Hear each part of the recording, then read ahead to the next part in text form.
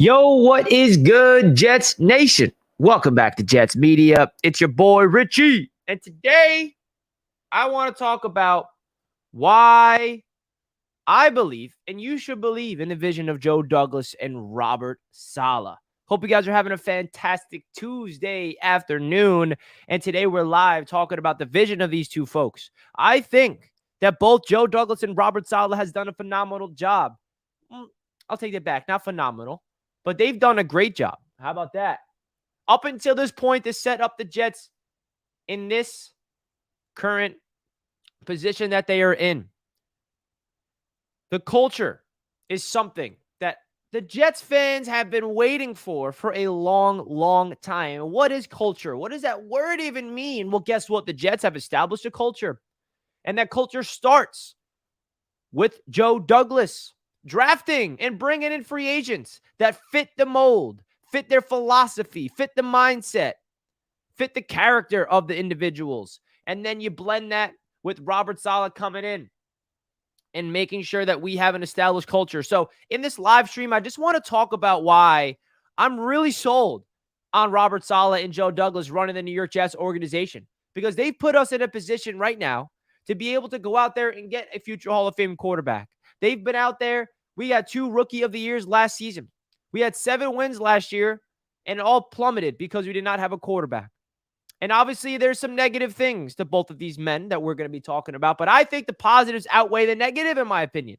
I think they've done such a great job to put this team in the position that they are, that we have to believe in their vision, because it's all coming together finally. It's one of those long-term things that we are in year number 3 of the rebuild, and you're finally seeing it all come together. And that starts with player development. That starts with drafting the right players in the NFL draft, which Joe Douglas has been doing.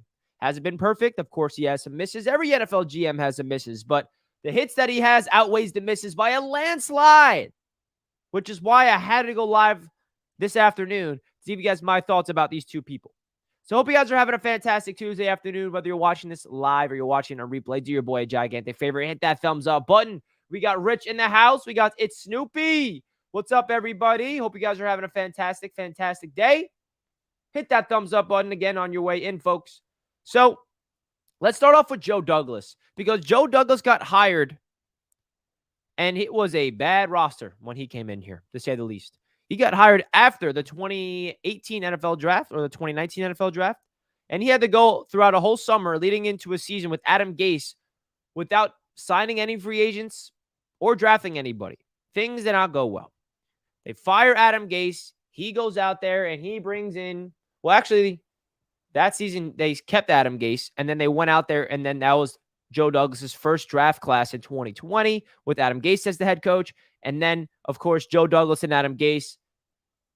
Douglas is like, yeah, Gase, you're gone. I'm going to handpick my own head coach. And then that's when he brings in Robert Saleh. Now, Robert Saleh has established an identity and a culture and a foundation of this team that it is a likable team around the NFL. It's a team that people around the league is looking at and say, you know what? The Jets are a fun team. Robert Saleh is a player's coach. Robert Saleh is establishing a philosophy in this team and a mindset and a culture that players want to come play for. Now, soak that in, Jets fans. It's been forever since we had a team that players don't want to just come to get overpaid, because that's what the Jets used to be. The Jets used to be an organization where you hit your peak on a team, and then you play fantastic football, and then you're going to cash in on the prime on a previous team with the Jets, such as Tremaine Johnson, for example, right? The Jets gave Tremaine Johnson a big contract for the prime that he hit on the other team. We gave him a contract. He stunk with the Jets because we paid him a lot of money. Well, now players are coming here for cheaper. The players don't want to come here because they see a foundation built. They see the young talent, and the vision is coming to fruition finally. Right? When we saw Joe Douglas become the New York Jets general manager, we knew it's going to take some time. We knew it might take some years of development of the young players, and we're seeing it come to fruition. And that's why I wanted to go live to give you guys my thoughts about these two gentlemen, because they are the reasons. And you got to give Woody Johnson, I guess, some credit, because he is financing this situation. He is the one that brought in Joe Douglas. He's given Joe Douglas the freedom. So shout out to Woody Johnson. You're doing a pretty good job as a Jets owner. I can't complain. You've been doing a lot of bad things in recent history, but today I got no issues with Woody Johnson with the job that he's done. So let's talk about Robert Saleh real quick. Robert Saleh, his rookie season with the New York Jets did not go well, right? We brought him in, defensive-minded head coach, and the Jets were bottom in the league in defense. What? The Jets fans are like, excuse me. How is Robert Saleh a defensive-minded head coach and the defense is bottom 5 in the NFL? Well, if you remember, that defense was destroyed with injuries, and it wasn't that talented. It wasn't. We had Bryce Hall and Brendan Eccles as our corners that season, and they overachieved, and they looked pretty good.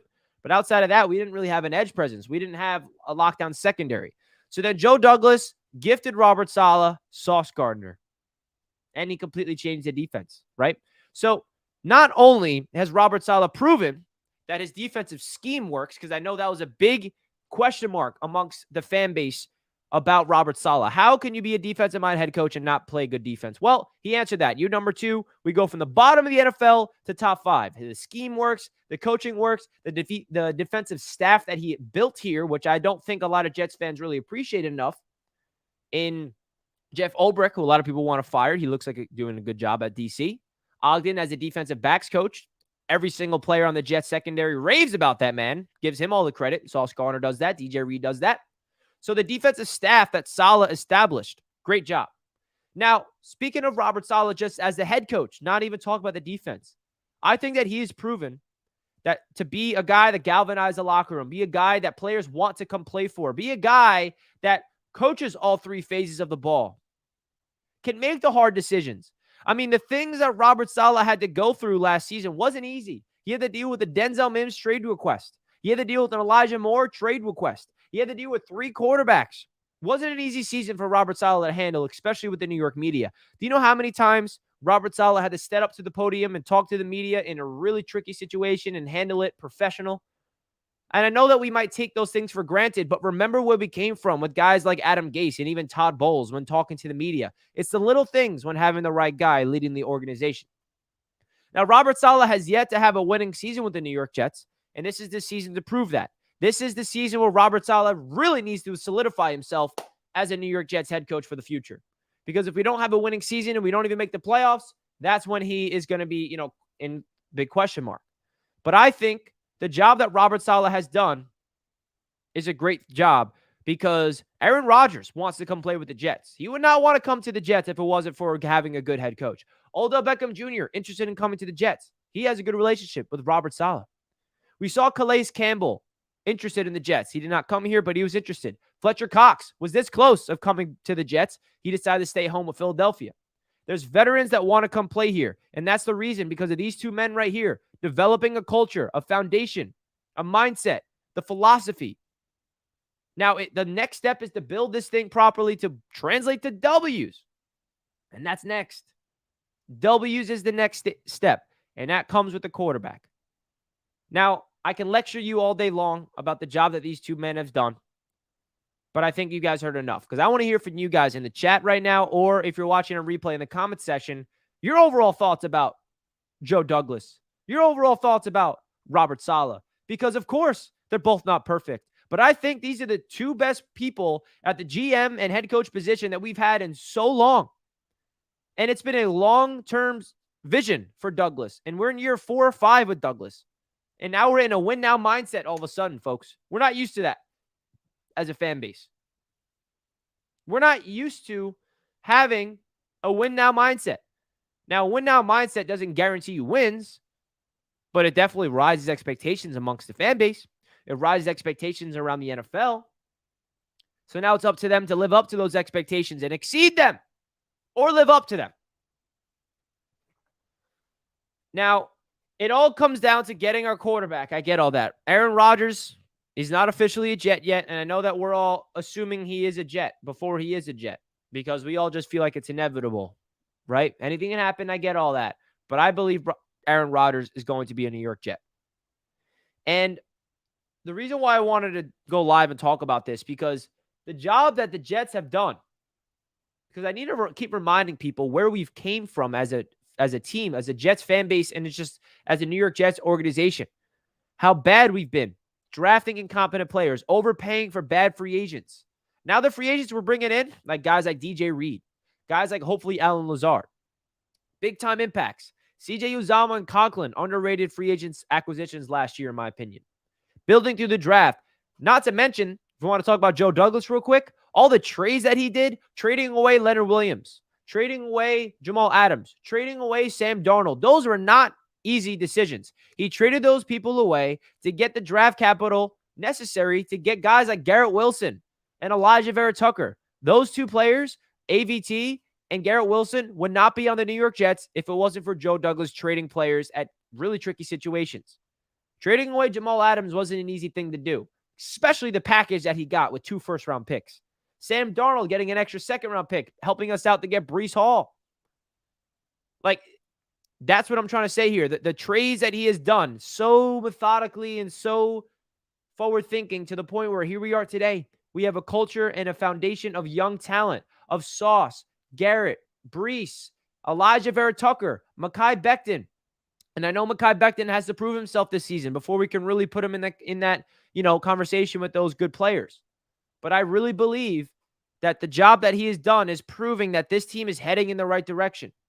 Now, the big question is, what's the long-term solution at quarterback? Because even Aaron Rodgers is not that. Aaron Rodgers is not even the long-term answer at quarterback. He's a short-term fix. We're seeing some rumors that the Jets are interested in some of these quarterbacks that are going to go day 3. Is that going to be the answer? Is Zach Wilson going to be the answer? Now, that's another conversation that we can have later on in the offseason when we get Aaron Rodgers.